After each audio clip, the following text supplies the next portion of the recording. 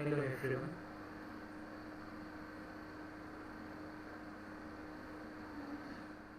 Whether the screen is visible to you or not, I do not know. But I hope that it may be visible to you. That all of you are familiar with the fact that there are 4 papers in EMA syllabus, all EMA syllabus. But as you know that new education policy is being implemented in some universities in a phased manner,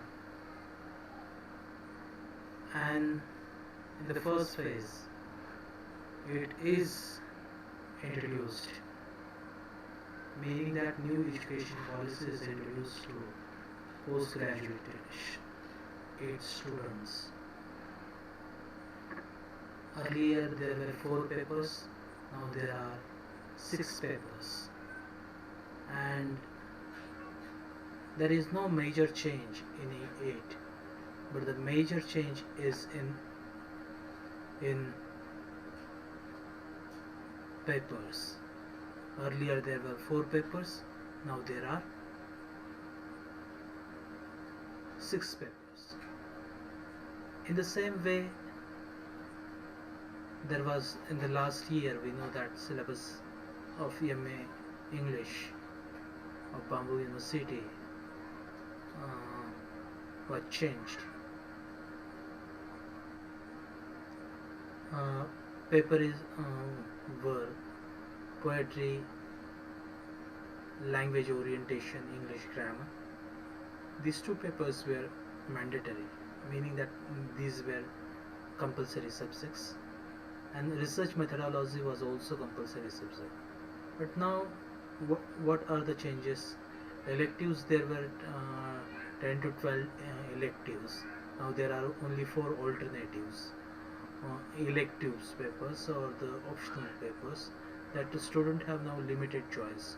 Earlier there were 10 to 12 electives, and it was very difficult to get the material of different, as different colleges used to choose or opt different subjects.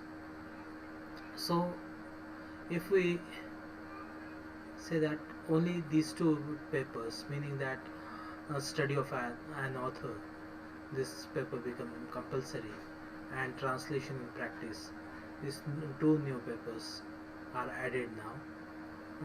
The syllabus is the same by and large, but as these 2 papers are now there, so we will have to study it separately.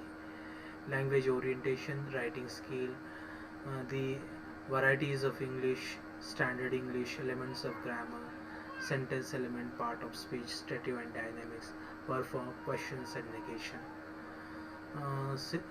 There are, I think, 5 units in AIDS, and see, there are no major change, but changes are those that the Quicks University, the University Grammar of English Language, this was the already prescribed text, but now 2-3 books are added. But see, whatever I am saying, that I am only expressing my thoughts in a roundabout way. In order to know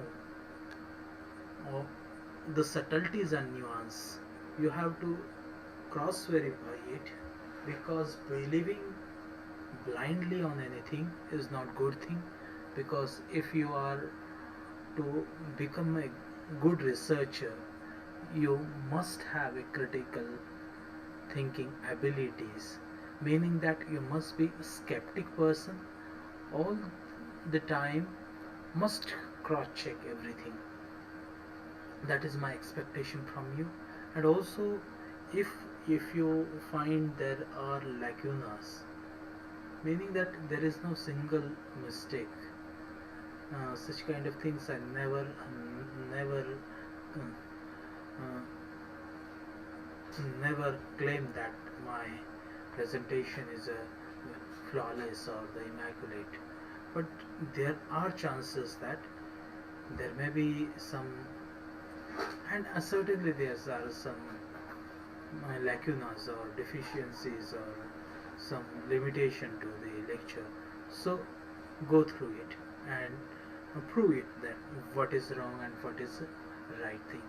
So Virginia Woolf and modernism, Virginia Woolf, why she is a modern writer, what are the characteristics of her writings. That is what we are to discuss in the next, or I just give most of time the promise to the student but never follow the promise.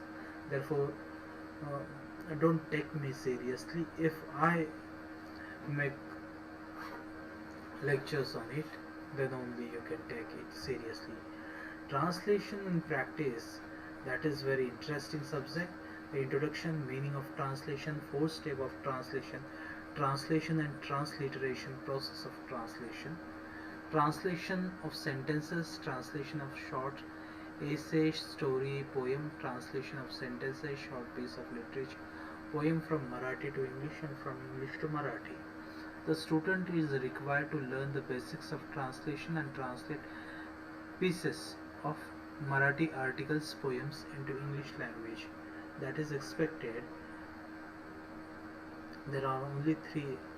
G. N. Devi, author's tongue, essay on Indian English literature, Madras, Dharwadkar Vinay, A. K. Ramanujana, theory and practice of translation and post-colonial translation.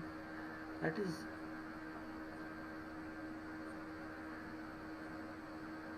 as I have already mentioned that the syllabus of MA is by and large same. So I will discuss it in the greater detail in next lecture. Thank you for watching.